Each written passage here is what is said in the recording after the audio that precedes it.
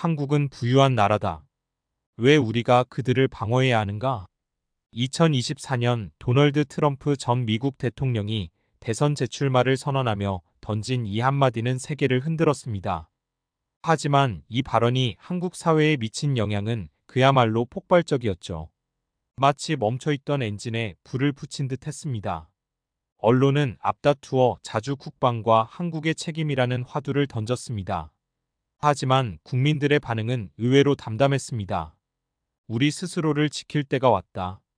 우리가 만든 기술로 우리를 지킬 때가 아니냐? 라는 목소리가 커졌습니다. 저는 한국 정부의 외교 정책 자문을 맡고 있는 마이클 브룩스입니다. 2023년부터 한국에 거주하며 외교와 안보 정책에 대해 깊이 관여해 왔습니다. 처음 한국에 왔을 때 저는 이 나라의 경제적 성장과 문화적 매력에 놀랐습니다. 하지만 이번 사건은 한국 국민들이 그 이상으로 강한 자부심과 끈기를 가지고 있다는 사실을 일깨워 주었습니다. 트럼프의 발언이 촉발한 논란은 한국 사회를 하나로 뭉치게 했습니다. 이제 한국은 단순히 경제 강국을 넘어 스스로를 방어하고 세계를 선도하는 국가로 거듭나기 위한 발판을 마련하려 하고 있습니다. 다음은 이 과정에서 벌어진 놀라운 이야기들입니다. 트럼프의 발언이 터져나왔을 때 저는 서울의 정부청사에서 열린 긴급회의에 참석하고 있었습니다. 방위산업 관련 고위 관계자들이 한자리에 모여 있던 그 자리에서 안보 담당자가 단호한 목소리로 입을 열었습니다. 여러분, 이제 더 이상 선택의 여지가 없습니다. 미국과의 동맹은 유지하되 우리의 방위력을 독립적으로 강화해야 합니다. 우리가 우리를 지킬 수 있다는 것을 보여줘야 합니다. 회의가 끝난 뒤 저는 곧바로 국방부 관계자 박주영 씨와 만났습니다. 그는 저를 보자마자 이렇게 말했습니다. 마이클, 보람의 프로젝트에 대해 더 알아보고 싶으시죠? 바로 보여드리겠습니다. 며칠 후 저는 경남 사천의 한국항공우주산업 KAI를 방문하게 되었습니다. KF-21 전투기가 활주로 위에서 시범 비행을 준비하고 있었습니다. 박주영 씨는 비행기가 하늘로 솟구쳐 오르는 모습을 가리키며 말했습니다. 보람의입니다. 우리의 자존심이죠. 트럼프 대통령이 뭐라고 하든 이제 우리는 하늘을 지킬 준비가 되어 있습니다. 저는 비행기가 공중에서 놀라운 기동을 선보이는 모습을 지켜보며 고개를 끄덕였습니다. 정말 인상적이군요. 이 정도 기술력을 갖췄다는 것은 한국이 자주 국방의 첫 단계를 성공적으로 밟고 있다는 증거입니다. 박주영 씨는 미소를 지으며 대답했습니다. 이건 시작일 뿐입니다. 보라매가 첫걸음이라면 다음 단계는 더 강력한 방어 체계를 구축하는 겁니다. 며칠 뒤 저는 또 다른 중요한 프로젝트인 천국-II 미사일 방어 시스템을 보기 위해 대전의 국방과학연구소 ADD를 방문했습니다. 연구소의 정현우 박사가 저를 맞이하며 말했습니다. 마이클, 천국-II는 한국의 하늘을 완벽히 지킬 무기입니다. 이제는 미국산 패트리엇 미사일에만 의존하지 않아도 되죠. 그는 미사일 발사 실험 장면을 보여주며 설명을 이어갔습니다. 적의 탄도미사일이 날아오면 천국-II가 곧바로 요격합니다. 이것은 한국형 아이언돔이라고 할 수 있죠. 실험이 성공적으로 끝난 후 정 박사는 제게 다가와 이렇게 덧붙였습니다. 트럼프 전 대통령이 한국은 부유한 나라라고 했죠? 이제 우리는 그 부를 국방력으로 전환하고 있습니다. 더 이상 누군가의 보호 아래만 머무르지 않겠다는 겁니다. 그날 밤 저는 숙소로 돌아와 한국의 방위산업 발전 속도를 떠올리며 깊은 인상을 받았습니다. 이 나라가 단순히 경제적 성공에 머무르지 않고 자주 국방을 목표로 얼마나 치밀하고 전략적으로 움직이고 있는지 실감할 수 있었습니다. 몇 주 뒤 도산 안창호급 잠수함의 실전 배치를 확인하기 위해 전북 군산의 현대중공업 조선소를 방문했습니다. 이 잠수함은 세계적 수준의 기술력을 자랑하며 장거리 순항 미사일을 장착하고 있었습니다. 조선소의 이창민 소장이 자랑스럽게 말했습니다. 마이클, 이 잠수함은 단순한 방어용이 아닙니다. 억지력의 상징이죠. 누군가 우리를 위협하려고 한다면 이 잠수함이 바다 깊은 곳에서 조용히 작동할 겁니다. 저는 그날 저녁 소장과 함께 식사를 하며 물었습니다. 이 모든 변화가 이렇게 빠르게 이루어진 이유가 무엇이라고 보십니까? 그는 잠시 생각하더니 답했습니다. 우리가 보호받는 데 익숙했던 시절은 지났습니다. 이제는 우리의 운명을 스스로 개척해야 한다는 국민적 공감대가 형성됐습니다. 트럼프 대통령의 발언이 그 신호탄이 되었죠. 그의 말에 고개를 끄덕이며 저는 확신할 수 있었습니다. 한국은 단순히 위기에 대응하는 나라가 아니라 그 위기를 기회로 전환해 성장하는 나라였습니다. 이 모든 경험을 통해 저는 한국이 어떻게 자주 국방의 길을 개척하고 있는지, 그리고 그 과정에서 국민적 자부심이 얼마나 강하게 자리 잡고 있는지를 생생히 목격할 수 있었습니다. 한국은 더 이상 그저 부유한 나라가 아닙니다. 이제는 강한 나라 스스로를 지킬 수 있는 나라입니다. 제가 경험한 한국의 변화를 이렇게 정리할 수 있었습니다. 한국의 자주 국방 강화는 국내외에서 찬사와 동시에 의문을 불러일으켰습니다. 한국이 독립적으로 군사력을 키우는 것이 동북아시아의 군비 경쟁을 자극할 수 있다는 우려도 있었죠. 그러한 논란의 한가운데서 저는 다시 한번 박주영 씨와 깊이 있는 대화를 나눌 기회를 가졌습니다. 마이클 웨신드를 보면 한국이 군사적 야망을 키우고 있다는 오해가 많더군요. 맞습니다. 특히 몇몇 유럽 국가들은 한국이 독자적인 핵무기를 개발할 가능성을 두고 우려를 표하고 있습니다. 박주영 씨는 고개를 끄덕이며 창밖을 바라봤습니다. 우리가 자주 국방을 강화하는 이유는 단순합니다. 우리 땅, 우리 국민을 우리가 지키겠다는 겁니다. 그 이상도 이하도 아닙니다. 국제사회가 이를 이해하길 바랍니다. 유엔의 요청에 따라 한국군은 아프리카의 분쟁 지역에 평화유지군 PKO를 파병했습니다. 제가 직접 한국군이 파병된 지역을 방문했을 때 그곳 주민들의 반응은 감동적이었습니다. 한국군이 우리 마을에 와서 의료 지원과 학교 재건을 도와줬습니다. 그들은 단순한 군인이 아니라 우리의 친구입니다. 한 현지 주민의 이 말은 한국군의 활약이 단순히 군사적 방어에 그치지 않고 인도주의적 지원으로 확장되고 있음을 보여줬습니다. 현지에서 만난 박정민 중령은 제게 이렇게 말했습니다. 우리 군은 이제 더 이상 한반도에만 머물지 않습니다.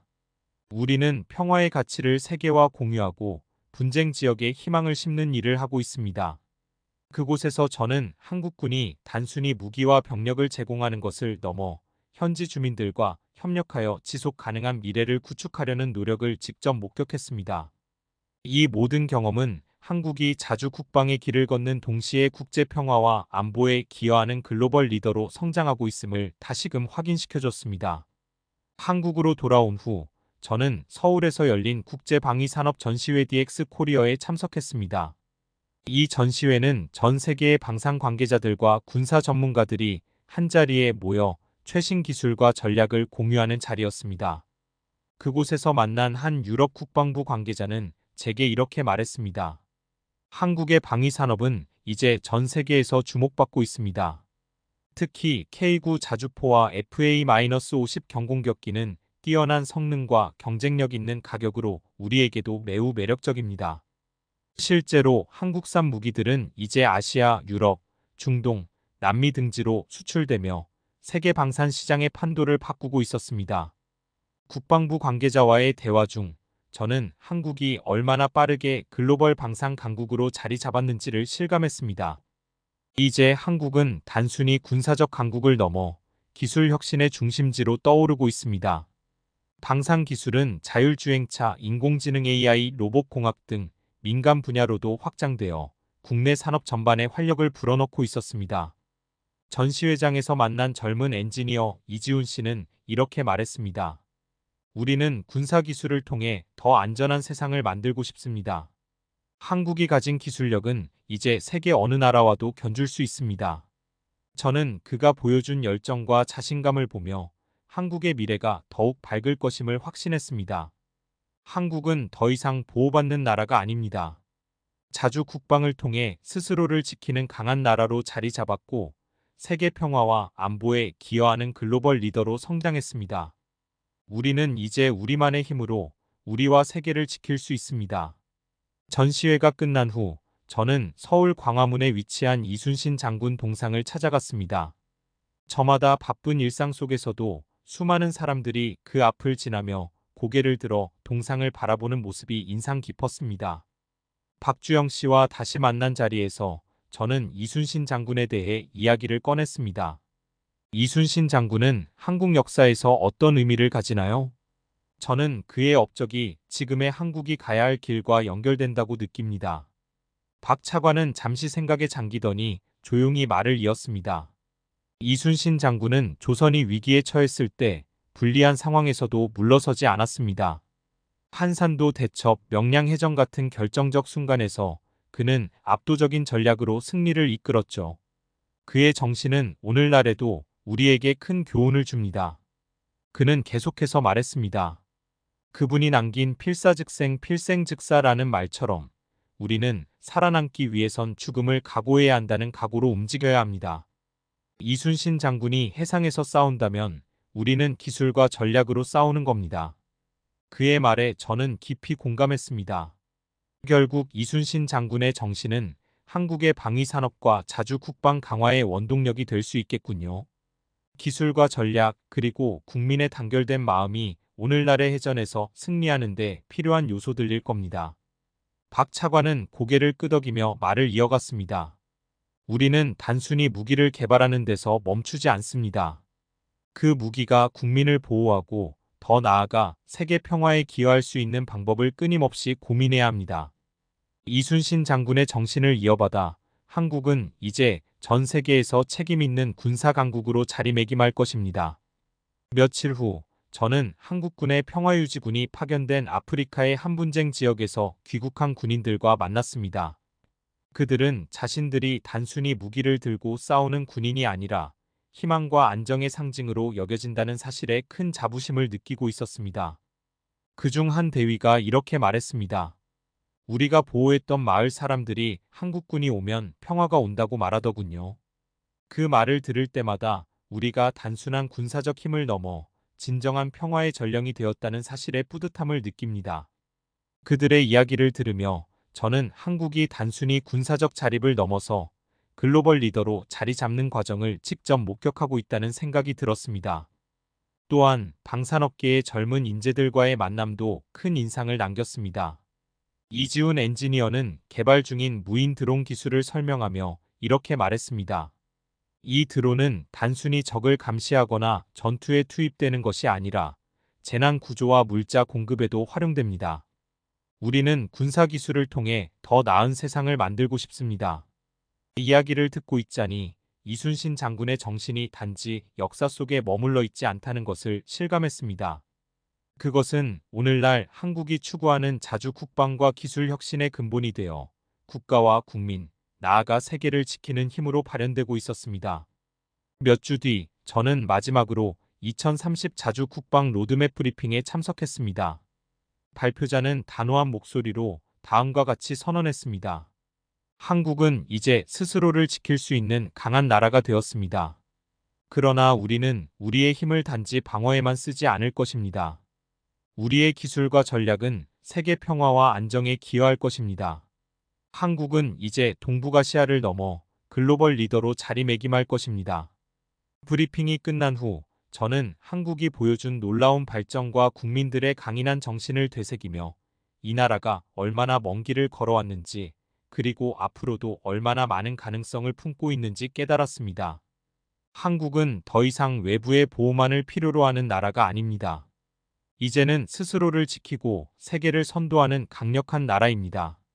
이 모든 경험을 통해 저는 한국이 위기를 어떻게 기회로 바꾸는지 그리고 그 과정에서 국민들이 얼마나 단결하고 헌신적인지 생생히 목격할 수 있었습니다. 앞으로 한국이 걸어갈 길이 더욱 기대됩니다. 브리핑이 끝난 후 저는 국방과학연구소 ADD에서 이지훈 박사를 다시 만났습니다. 그는 새로운 드론복 기술 개발을 총괄하고 있었습니다. 회의실로 들어서자 그는 곧바로 최신 프로젝트에 대한 설명을 시작했습니다. 마이클, 이 기술이 완성되면 우리는 전장에서 병력 손실을 최소화할 수 있을 겁니다. 하지만 우리의 목표는 그 이상이에요. 그는 컴퓨터 모니터에 실시간 시뮬레이션을 띄우며 말을 이어갔습니다. 이 드론들은 단순히 적을 탐지하고 공격하는 것에 그치지 않습니다. 재난 지역에서는 생존자를 찾고 의료 지원을 제공할 수 있도록 설계되어 있습니다. 군사 기술이지만 평화와 인류애를 위한 도구가 되는 것이죠. 그의 설명을 들으며 저는 한국이 군사 기술을 단순히 전쟁의 도구로만 활용하지 않는다는 사실에 감명받았습니다. 이지훈 박사는 자율주행 전투 차량도 개발 중이었는데 이 기술은 인명피해를 줄이는데 핵심적인 역할을 할 것이라고 설명했습니다. 마이클, 이 차량들은 전방에서 가장 위험한 임무를 수행할 수 있습니다. 병사들이 안전한 위치에서 작전을 지휘하도록 돕는 것이죠. 우리 연구소의 목표는 단순한 승리가 아니라 인간의 생명을 지키는 데 있습니다. 그가 보여준 시뮬레이션에서는 드론봇과 자율주행 탱크가 협력하여 적의 움직임을 효과적으로 차단하고 빠르게 재정비하는 모습이 인상적이었습니다. 그는 마지막으로 이렇게 말했습니다. 우리는 이 기술을 단지 전쟁을 위해 만들지 않습니다. 이 기술들이 우리 국민과 전 세계 사람들의 안전을 보장할 수 있기를 바랍니다. 며칠 후 저는 한국 방산 수출의 중심지인 창원에 위치한 한 대형 방산 기업을 방문했습니다. 이곳에서는 한국산 K2 전차와 K9 자주포가 생산되고 있었습니다. 공장 내부에서는 엔지니어들이 첨단 기술을 적용한 새로운 모델을 개발하고 있었습니다. 그곳에서 만난 한 젊은 엔지니어 김민수 씨는 K2 전차를 가리키며 이렇게 말했습니다. 이 전차는 단순히 강력한 화력을 자랑하는 것이 아닙니다. 적응형 서스펜션과 첨단 방어 체계를 통해 적의 공격을 효과적으로 막아내고 다양한 지형에서도 최고의 기동성을 발휘합니다. 그는 자부심에 찬 목소리로 덧붙였습니다. 마이클, 우리는 단순히 강한 무기를 만드는 것이 아니라 이 무기들이 전 세계에서 평화를 유지하는 데 기여하기를 바랍니다. 그의 말처럼 한국은 K2 전차를 폴란드와 노르웨이 등 여러 나라에 수출하며 그 기술력을 인정받고 있었습니다. 방산 수출은 이제 한국 경제의 중요한 축이 되었고 이를 통해 국내 일자리 창출과 첨단 기술 개발이 가속화되고 있었습니다. 방문을 마치고 돌아오는 길, 저는 한국이 자주 국방과 글로벌 평화 기여라는 두 가지 목표를 얼마나 성공적으로 병행하고 있는지 다시금 깨달았습니다. 다음 날 저는 국방부에서 만난 박준영 차관과 이 모든 경험을 공유하며 이렇게 말했습니다. 박 차관님, 저는 한국이 보여주는 발전 속도와 방향성에 깊은 감명을 받았습니다. 이 나라는 더 이상 단순히 자국 방어에만 머무르지 않고 세계의 평화를 선도할 준비가 되어 있는 것 같습니다. 박 차관은 미소를 지으며 말했습니다. 마이클, 우리는 우리의 역사를 잊지 않습니다. 위기 속에서 우리는 항상 강해졌고 그 힘을 이제 세계와 나누고자 합니다.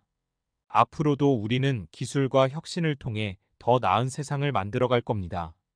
그의 말을 들으며 저는 한국이 걸어가는 길이 단순한 군사적 독립을 넘어 기술과 인류애를 통해 글로벌 리더로 성장하는 길임을 확신할 수 있었습니다.